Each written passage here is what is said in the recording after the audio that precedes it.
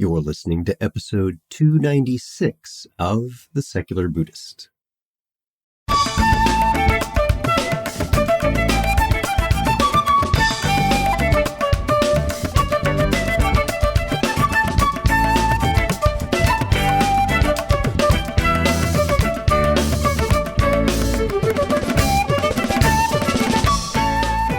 Welcome to The Secular Buddhist. I'm Ted Meissner. The Secular Buddhist is the official podcast of the Secular Buddhist Association, a grassroots-driven effort to answer the needs of secular teaching and practice for contemporary society. The podcast has interviews and roundtable discussions pertaining to engaged Buddhist training and practice, and the SBA website has show notes for each episode along with resource materials. Though the podcast focuses on core practices from a secular viewpoint, more traditional teachings are welcome and openly discussed. Susan Piver speaks with us today about the Four Noble Truths of Love, Buddhist wisdom for modern relationships.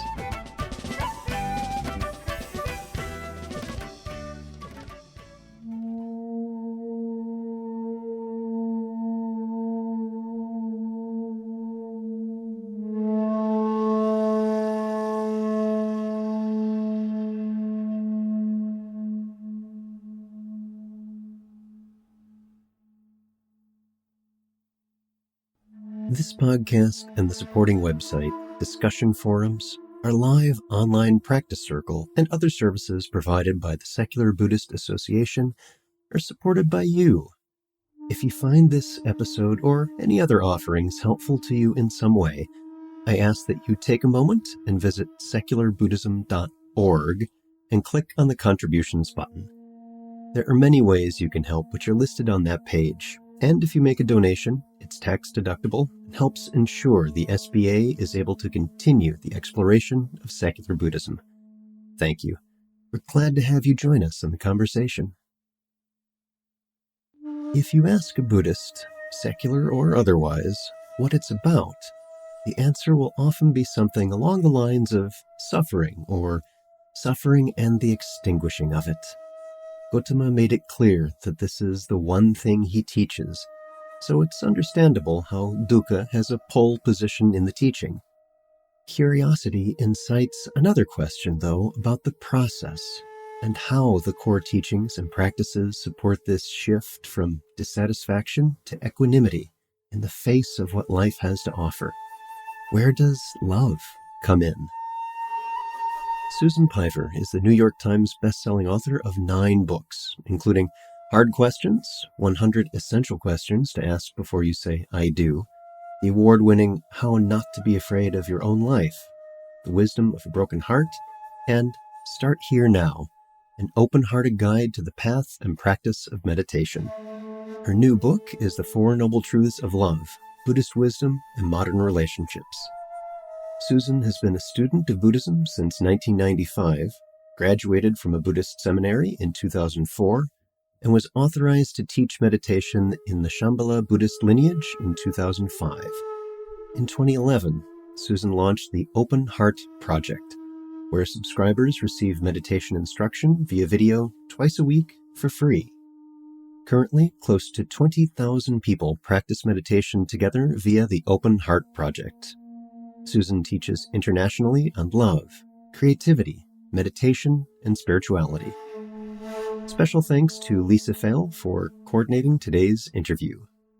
So, sit back, relax, and have a nice mint julep tea. Our guest today is Susan Piver. Susan, welcome to the podcast. Thank you. I'm very glad to be here. Been looking forward to this for quite some time. I've seen you online quite a lot and have really admired your posts and reviews on things. So it's just a delight to be able to speak to you. Well, thank you. So let's begin. Just have you tell us about yourself and your background. Well, I am a writer and a teacher and a long time, I guess at this point, a long time Buddhist practitioner and a shorter time Buddhist teacher. I started meditating in 1993, and I took refuge, took formal vows as a Buddhist in 1995. So fairly quickly. And at that time, I worked in the music business. I didn't have anything to do with writing or teaching or anything like that. And then through, series of circumstances, and I am not being disingenuous when I say that, I wrote a book and it was successful. And then I had the chance to write other books. But it was the success of that first book that kind of made me realize that it was time for me to deepen my practice. And so at that point, I'd been practicing for about 10 years. And I decided to go on a long retreat and just become much more engaged with my practice, which I did. And I graduated from a Buddhist seminary in the Shambhala Buddhist lineage. And shortly thereafter was authorized as a meditation teacher and started teaching. Wonderful. Thank you for that background. And I want to dive right into the book because there's just so many rich topics for us to unpack with this. I want to make sure we give them adequate time. So one of the things that first struck me was in the introduction to the book, where you describe something of an epiphany as you were talking quite candidly about what you were experiencing in your marriage. And I'm wondering if you could talk about that here. What was that realization that resulted in this book? Well, like anyone who's been in a relationship for any period of time, probably say longer than like 6 months or a year, you know that there are cycles of closeness and distance and getting along and not getting along and so on. And this epiphany happened during a time when I was in a really protracted period of disconnection with my partner, my husband. We just couldn't get along. Everything made us get in a fight. It would have been funny if it wasn't so painful. We just could not agree on anything, literally, from what's the best way to get from point A to point B to, do we belong together as a couple? Everything made us argue. Everything one said hurt the other.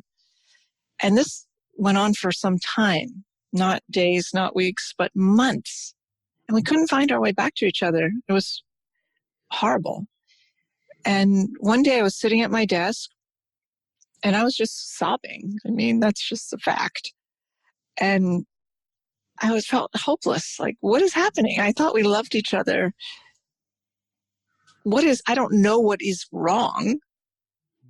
And therefore, I have no idea where to begin fixing it. And immediately, my next thought was begin at the beginning. At the beginning are Four Noble Truths. And because I'm a Buddhist, that meant something to me.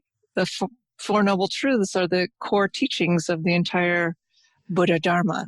No matter if you practice in this tradition or that, at the foundation are the Four Noble Truths. So I thought, oh, well, what could the Four Noble Truths have to do with my love life? Thank you, my thoughts, for telling me that. Could you be a little more specific? Then they sort of came to me. The Four Noble Truths, which, I'm sure many people who are listening know, sort of follow a particular sequence. The first is a statement of the fact. The first noble truth is life is suffering, which doesn't mean life is horrible. It just means everything changes. The second noble truth is the cause of suffering. In this case, grasping, or basically wishing that the first noble truth wasn't true, or pretending that it wasn't true actually creates the suffering. The third noble truth is the cessation of suffering, that the point being it is possible to stop suffering. Now that you know the cause, you also know the cure. And the fourth noble truth is the Eightfold Path, the 8 steps you would take to create that liberation from suffering, right view, right intention, right speech, and so on. So I was still thinking, well, what does this have to do with my love life? But I realized that sequence, the statement of the problem, the cause of the problem, the solution for the problem, and how to apply that solution, I could follow that logic. So I did. Yeah, beautiful. So one of the things I noticed right away, and this struck me right from the introduction, is that you approach this as a human being, not a supremely enlightened being. I knew I was missing something. And yeah, don't worry, there's always tomorrow. Okay, good. Enlightenment is just a step away. Yay. And this made the book much more approachable for me.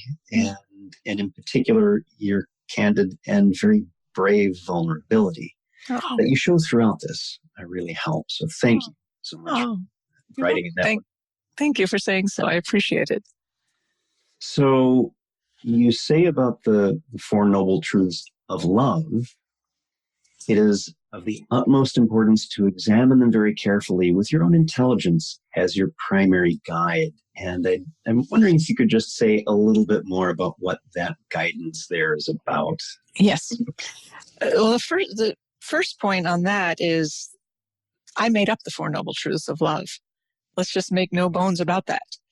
They are not in any sutra or tantra. The Buddha did not say these things. So as such, you should examine them really carefully because, as you say, I'm just a person who's trying to be in relationships too. But to use your own intelligence is always the case, not just for things made up by Susan Piver, but for things said by the Buddha or anybody. Because, and this is one of the first things that attracted me to the Buddhist path, was the notion that the only possible spiritual practice is your own life. Your experience is the path. And the most important thing all of my teachers have said to me is to make a personal connection to the teachings. You must vet them. You must examine them. You must apply them. You must test them. You must hone them. And at the end, whatever conclusion you come to is appropriate. So if anybody, including the Buddha, says this is the way it is, and you examine that with your own intelligence, which is the same thing as the teacher. So that's one of the reasons it's so important. And you find that what the Buddha said was accurate. Now it is your wisdom. However, one of the things that I think makes Buddhism different than many other traditions is if you find that your experience does not corroborate the teaching, you are invited to forget about that teaching. It's not for you. Don't worry about it. So to use your intelligence is not just important along the path, it is the path. Completely agree and very beautifully said. And I appreciate that. There's often a push to follow what is said, and trust is the stick with which people are sometimes beaten to simply accept whatever it is that may not match one's own experience. Yes. In Buddhist thought, beliefs are considered an obstacle. So no need to have them. Yeah. So you set up this wonderful corollary between the Four Noble Truths and your articulation of the Four Noble Truths of love. And so I'd like you to walk us through what each of them is and what they mean in this context of relating to others. Sure. Thank you. Well, the first noble truth of love is that relationships are uncomfortable. They never stabilize. And that is surprising. It was surprising to me. I'm like, oh, well, you meet someone, you fall in love, you work through your issues, and then eventually you arrive at some stasis. And as someone who's been married now for 20 years, actually next month, I can affirm that that is not so. It never stabilizes.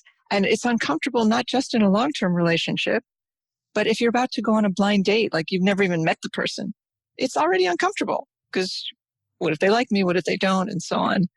And if you fall in love, I mean, it's wonderful and it's real and it's powerful. And yes, yay for that.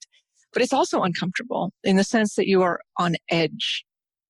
And every look and every word you examine, like, what did that mean? It's a very vulnerable state.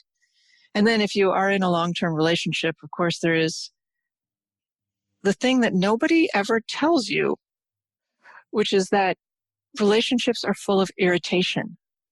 There's just a continual kind of irritation. I mean, that's not the only thing that's going on, but to live with another person evokes a particular kind of edginess and irritation. So that discomfort is always there. That's the first one.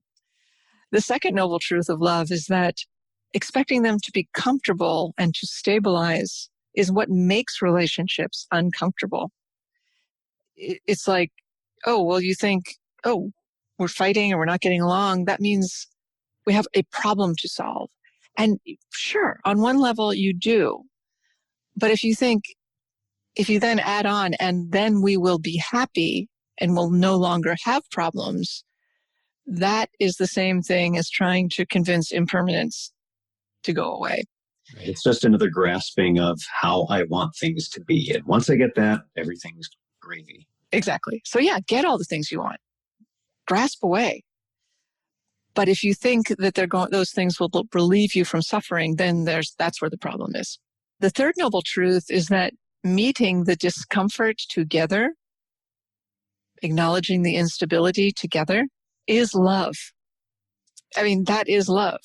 So I have found that a great partner is not one who will continually try to solve their own problems and help solve relationship problems and so on, but one who will, rather than turn to look at you when a problem arises, will turn to stand next to you to look out together at the problem, at the phase of the cycle that you happen to be in. So together you say, oh, now we don't like each other. And now we do. Or now you like me and I don't really like you. And you just sort of observe these fronts that are continually blowing through, not from a cool remove, but as a way of opening to what is really happening together. That's the key piece, I think. And then the fourth noble truth is there's a way to work with it all. I talk about the Eightfold Path of relationships in the book, but really they're sort of grouped in three categories of actions that you can take: foundational actions, heart-opening actions, and then on-the-spot actions that you can take in every circumstance, I believe, to deepen not love, but intimacy. Because romance will always end, but intimacy has no end. So those are the four noble truths of love.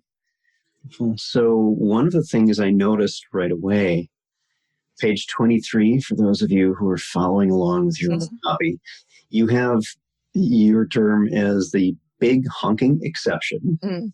And I'm wondering if you could talk a little bit about that, because honestly, it was one of my favorite parts of the book.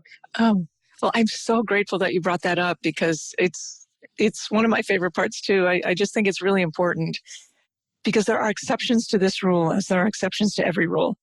The idea of working with discomfort and opening your heart to someone and riding waves of instability, that's all well and good. Unless the source of the instability or discomfort is something like abuse or addiction. Things that not only you cannot control in your partner, but your partner probably can't control. So I wanted to be very clear that I'm not suggesting that you just hang in there for anything and everything without regard for your self-care. So I wanted to just say that the things that I'm talking about, I mean to apply to the ordinary spectrum of problems, which can range from anything from being pissed off because the person always puts their coat on the floor, tiny things, to big, huge things like you didn't tell me you were contemplating gender reassignment surgery. That's a big one. But that's not abuse. That's not addiction. Abuse and addiction are their own category. And I would say these things don't necessarily apply. And you and I were sort of talking earlier about the idea that we think we should accept everything. And I just want to join you in debunking that. That is not so. Sometimes people are interested in Buddhism. I've certainly had this happen to me. Think, well, I should be all Zen about things, whatever that means. And I would say that's BS.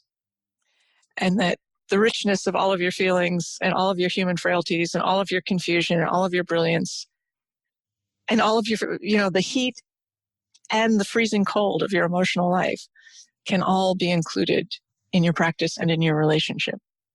In fact, I'm totally with you on that, Susan, and would say that is a core feature and driver of one's practice, is that change and that difficulty and that bit of stress, which is sometimes a positive stress that fosters growth, and like exercise can help us. And then there's the kind that's overwhelming and is harmful.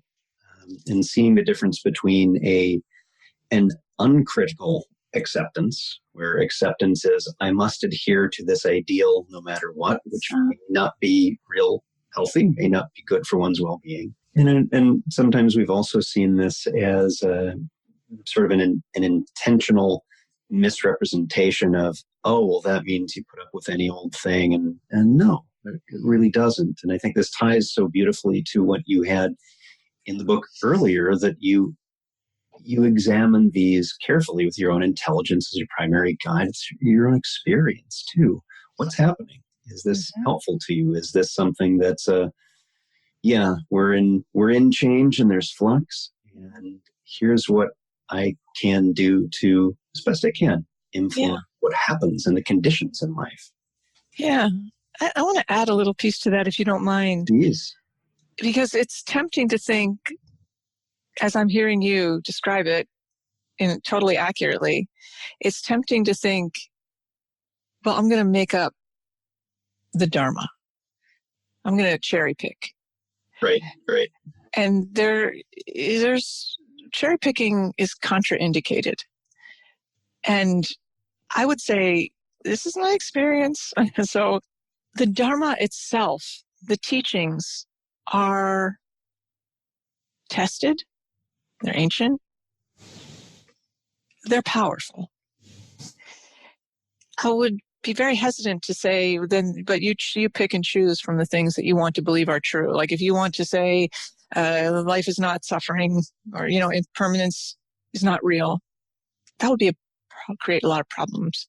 So yeah, test everything with respect for these extraordinary teachings. Yeah. So towards the end in chapter 5, you bring together the truths with practices. Mm-hmm. And the way you phrase this, practices to remain connected, which is really quite beautiful. And I found that approach in a very elegant way to foster relating with others. So could you tell us a bit about that chapter? Sure. There are 3 practices, and I appreciate you noting the to remain connected part, because I think that's what it's all about. It's not about getting along. It's not about, I don't know what, always feeling cheerful and perky, although that's great. It's about staying connected throughout the entire spectrum. So anyone can stay connected when you're madly in love and you're happy. But what about when you're unhappy and you fall out of love and back in and back out? And can you still remain connected? That's the tell. So the first practice is, perhaps unsurprisingly, the practice of sitting meditation, of cultivating mindfulness and awareness, because I truly think, and some people can do this naturally, I am not one of them, without some firm foundation in mindfulness and awareness, it is very difficult to have a relationship. You may have another person in there with you, but they're just sort of a target for your projections. And that's, of course, not love.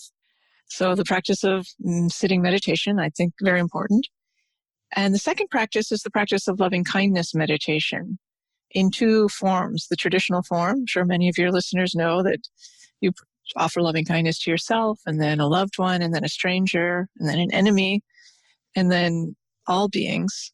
So that's one way I explain it. But I also explain it as something you can do for your partner. You can place them in every role. You can do loving kindness for them as a loved one, as a stranger, because of course they are, and as an enemy, which doesn't mean the part of them that you don't like. It means the part of them that is the most wounded and therefore creates the most confusion for themselves and you. And then for all of them, so you can do loving kindness for this person in their full complexity. And actually, when the original period we were talking about at the beginning of the podcast, this, like, I couldn't get along with my partner, doing that practice for him, which I made up on the spot, I think broke that cycle, because things just seemed different literally that day. Coincidence or not, I cannot tell you. And then the third practice is called the practice of talking to each other, the practice of conversation. And it's very, very, very, very simple, but it is so potent. I can't even begin to say. You basically, it takes 10 minutes. You look at each other. One of you speaks first. The other one says, "How are you?" And then for 5 minutes, the speaker just answers the question in whatever way they want. And then at the end, the listener just says, "Yes." That's it. No other response. And then you switch. And it's funny. I was teaching this past weekend at a Four Noble Truths of Love workshop. And there was a couple there. They'd just gotten married. They'd been married for 10 days. And they are deep in conversation and connection with each other, madly in love, very happy. You could just see it in their faces. But they said that even though they'd been together basically on a honeymoon and had driven to this workshop an hour and a half and been talking the whole time, that this 10-minute little conversation practice took them to a different realm of connection. It is very simple, but it's a deceptively simple practice. So those are what the practices are. And I'm glad you brought that up, because I've often found that it's challenging in partner work when there's a speaker and a listener. It's easy for me to be a speaker. Mm-hmm. That's a well-ingrained habit. Mm-hmm. What's more difficult and interesting in noticing what comes up for me is the somewhat artificial role of deep listening and really refraining from jumping in or trying to fix or offer insight or validation and support as well. Right. Noticing what is it that comes up when I'm really listening, just as a note, and then really inhabiting that space of kind and deep listening to another, and that being such a great gift. Oh, it's the best gift. It's the best gift, just to receive. And when you know you don't have to respond, somehow a big space opens up. And that's the key to the practice, is the listener's commitment to not responding. Opens up space for both of you. Yeah. So there's another part at the end where you talk about the indistinguishable you, me, and us. I'm wondering if you could describe that. In particular, that indistinguishable part was really interesting. Yeah. I remember once, probably we'd been married for 10 years, and I was angry about something. God knows what it was, but I was angry, and I felt this sense of, I want to hurt this person because they have hurt me. It was a very, very mature moment on my part. It was just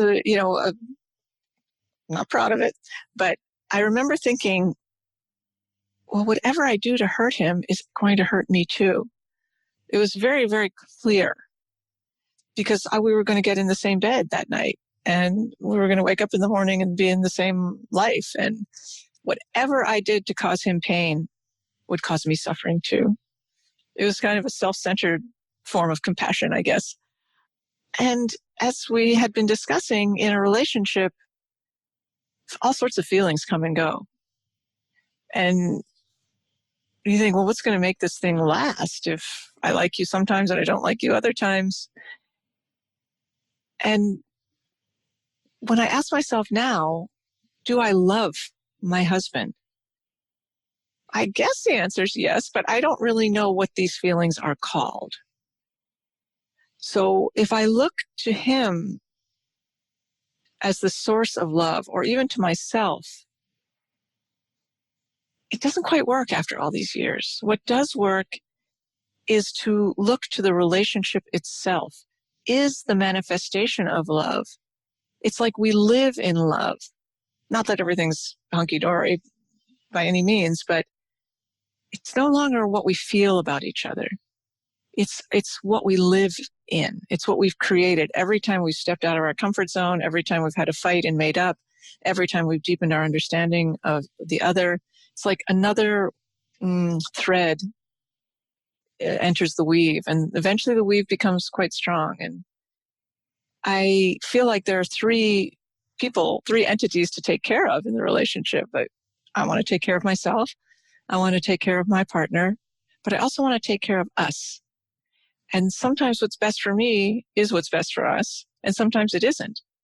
So to pay attention to all three of those, which of course are not separate, as you pointed out, I found to be a very stabilizing way of trying to figure out what to do next in my own relationship. Thank you. And so we've been talking a lot about what you have in the book and how this relates to the Four Noble Truths and ways to, of course, foster well-being and how we approach these. And the question comes up about how this relates to meditation. You mentioned that a little bit in the practices, but I'm wondering if you could say more about that. Yeah, thank you for asking that. To me, that's the seminal point. The great Zen teacher and poet John Terence Roshi once said, attention is the most basic form of love. Through it, we bless and are blessed, which is basically my whole book in one sentence. So, well, two sentences. So I find that to be enormously accurate. Attention is the most basic form of love. If you can't place your attention on someone else, you literally cannot love them. So the knowing where your attention is, first of all, most of us, myself included, when I started to meditate, I didn't know what I was paying attention. I didn't know there was a difference. I could not track my own attention. It just would be taken by things. And I would think I'm paying attention to you, but I was really paying attention to myself, or vice versa even. So, of course, meditation is the practice of cultivating skillfulness with your attention. You cultivate the ability to place your attention on the object of your choosing and then hold it there. And when it strays, to bring it back. Meditation, of course, in most practices, that something is the breath. But when you can do that in a conversation with another human being, to actually place my attention on you and hold it there. And if I notice that it strays, to bring it back, I honestly can't think of a better definition of love. It's letting myself open so that I can hear you, feel what you may be feeling perhaps, and see you. So I don't know how I would be in a relationship without a meditation practice. Some people are naturally good at this. So good. You don't have to meditate. But for the rest of us, I think it's a very loving thing to do. And because it teaches you how to open to others genuinely without an agenda, which is the key. So meditation, I know, is often considered a life hack of some sort, a shortcut to something, a way to become a better whatever, teacher, golfer, leader, friend, person. But I would say it is more accurate to describe meditation as a path to love in exactly the sense that we've been talking about it, the placement of attention. Beautifully said. So I'd also like to find out a little bit more about some of the other work you're doing, like the Open Heart Project and anything else that you'd like to share with the listeners. Oh, thank you. Thank you. Yeah, the Open Heart Project is my life's work. It is an online mindfulness community. There's now close to 20,000 people all over the world who get meditation instruction from me. Once a week, it's free. I send out a meditation instructional video preceded by a short talk. By short, I mean like less than 5 minutes. And it's turned into like a full-fledged Dharma center in the cloud. There are people who take their courses, there are other teachers, there's foundational practice, there's advanced practices. It's a really remarkable community of practitioners who somehow found each other from countless places all over the planet. It's really wonderful. I love doing it. Great. Is there anything else you want to share with the listeners? No, I think this has been great. I appreciate you bringing out the exact points that you did about the Four Noble Truths of love. And of course, I just wish, all the blessings of love for everyone. Well, for those of you who are listening, if you'd like to find out more, if you go to susanpiver.com. And of course, on the episode page for this episode, of course, we're linking to Susan's site. We'll have several of her books linked there as well. Our guest today, Susan Piver. Thank you so much for being here. Oh, it's my pleasure. Thank you so much for inviting me.